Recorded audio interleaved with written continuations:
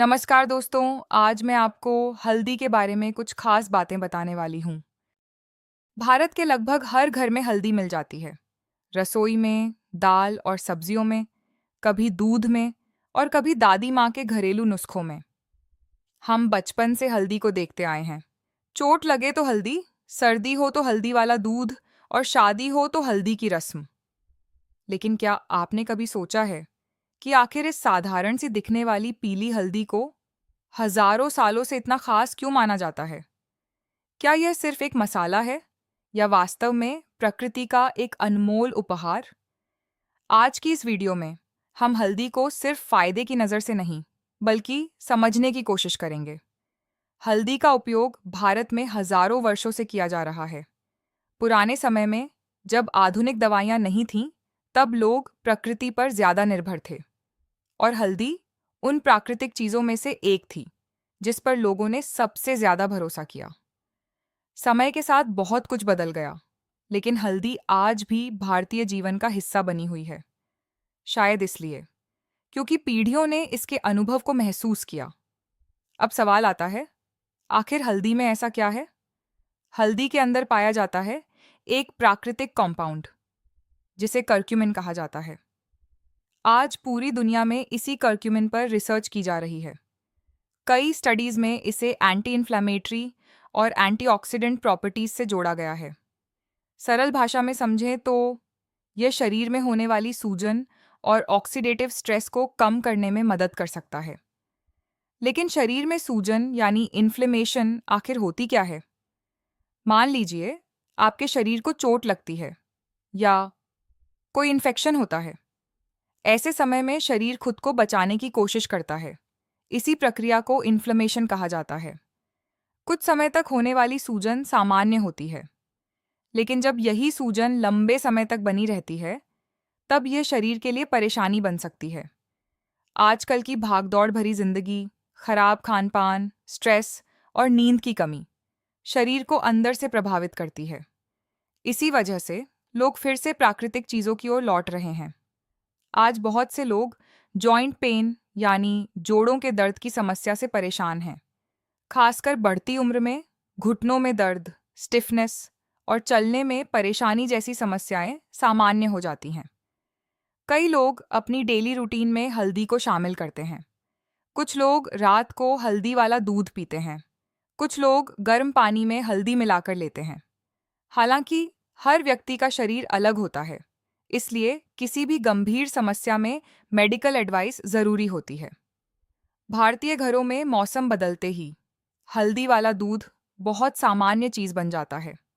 जब गले में खराश हो, हल्की सर्दी जुकाम महसूस हो या शरीर थका हुआ लगे, तब लोग हल्दी का उपयोग करते हैं। ऐसा माना जाता है कि हल्दी शरीर की नेचुरल इम्यूनिटी को सपोर्ट करने में मदद कर सकती है। शायद आपने भी बचपन में ये सुना होगा, रात को हल्दी वाला दूध पी लो, आराम मिलेगा। और सच कहें तो उस गर्म दूध में सिर्फ हल्दी नहीं होती थी, उसमें घर का अपनापन भी होता था। लेकिन हल्दी सिर्फ शरीर के अंदर ही नहीं, बाहर से भी उपयोग की जाती रही है। त्वचा यानी स्किन के लिए हल्दी का उपयोग बहुत पुराना है। भारतीय शादियों में होने वाली हल्दी की रस्म सिर्फ परंपरा नहीं मानी जाती। ऐसा माना जाता है कि हल्दी त्वचा को साफ और फ्रेश महसूस कराने में मदद कर सकती है। आज भी कई लोग हल्दी, बेसन और दही का फेस पैक इस्तेमाल करते हैं। हालांकि हर व्यक्ति की स्किन अलग होती है, इसलिए किसी भी चीज़ को चेहरे पर लगाने से पहले थोड़ा पैच टेस्ट करना ज़रूरी होता है। अब बात करते हैं डाइजेशन यानी पाचन की। भारतीय भोजन में हल्दी लगभग हर सब्जी और दाल में डाली जाती है। यह सिर्फ रंग के लिए नहीं है। पुरानी परंपराओं के अनुसार हल्दी को पाचन के लिए भी उपयोगी माना गया। आज भी कई लोग भारी खाना खाने के बाद हल्का और संतुलित भोजन पसंद करते हैं। और भारतीय मसालों की खास बात यही है कि उनमें स्वाद के साथ साथ सोच भी छुपी होती है। पुराने समय में चोट लगने पर हल्दी का उपयोग बहुत सामान्य था। कई घरों में आज भी चोट लगने पर हल्दी वाला दूध दिया जाता है। कुछ लोग हल्दी का पेस्ट भी इस्तेमाल करते हैं। हालांकि गंभीर चोट या इन्फेक्शन में डॉक्टर की सलाह ज़रूरी होती है। घरेलू नुस्खे मदद कर सकते हैं, लेकिन सही मेडिकल ट्रीटमेंट का विकल्प नहीं होते।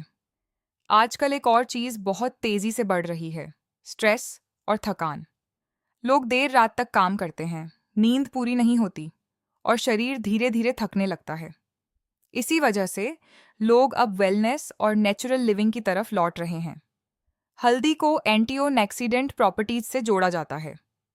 एंटीओनेक्सीडेंट्स शरीर को फ्री रेडिकल से बचाने में मदद करते हैं। यही कारण है कि दुनिया भर में हल्दी पर लगातार रिसर्च हो रही है। लेकिन यहाँ एक बहुत ज़रूरी बात समझनी ज़रूरी है। इंटरनेट पर कई बार हल्दी को लेकर बढ़ा चढ़ाकर बातें की जाती हैं। कुछ लोग इसे मिरेकल क्योर की तरह दिखाते हैं, लेकिन सच्चाई ये है कि सिर्फ हल्दी खाने से सभी समस्याएं ठीक नहीं हो जाती। अच्छा भोजन, सही लाइफस्टाइल, एक्सरसाइज, पर्याप्त नींद और मेंटल पीस, ये सब इक्वली ज़रूरी हैं। हल्दी एक सहायक चीज़ हो सकती है, लेकिन पूरी जिंदगी का समाधान नहीं। अब सवाल आता है, हल्दी का सेवन कैसे करना चाहिए? भारतीय घरों में हल्दी का सबसे सामान्य उपयोग खाना बनाने में होता है। इसके अलावा बहुत से लोग रात को गर्म दूध में हल्दी मिलाकर पीते हैं। कुछ लोग इसे गर्म पानी के साथ लेते हैं और कई लोग इसमें काली मिर्च भी मिलाते हैं। ऐसा माना जाता है कि काली मिर्च में मौजूद पाइपरिन क्यूरकुमिन एब्जॉर्प्शन को बेहतर बनाने में मदद कर सकता है। यानी कभी-कभी पुरानी परंपराओं के पीछे गहरी समझ छुपी होती है। लेकिन क्या हर व्यक्ति को हल्दी लेनी चाहिए? सामान्य मात्रा में भोजन में उपयोग की जाने वाली हल्दी ज़्यादातर लोगों के लिए सुरक्षित मानी जाती है। लेकिन अगर कोई व्यक्ति ज़्यादा सप्लीमेंट्स ले रहा हो या किसी मेडिकल कंडीशन से गुजर रहा हो, तो डॉक्टर की सलाह लेना ज़रूरी होता है।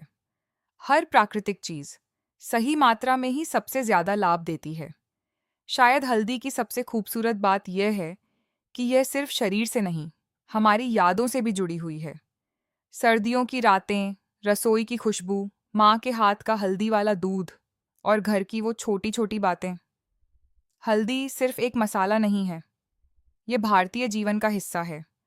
हजारों सालों बाद भी लोग हल्दी पर भरोसा करते हैं। शायद इसलिए नहीं कि यह कोई जादू है, बल्कि इसलिए क्योंकि लोगों ने पीढ़ियों तक इसके अनुभव को महसूस किया है। अगर आपको यह वीडियो पसंद आई, तो चैनल को सब्सक्राइब ज़रूर करें और कमेंट्स में बताइए, आपके घर में हल्दी का सबसे खास उपयोग किस तरह किया जाता है।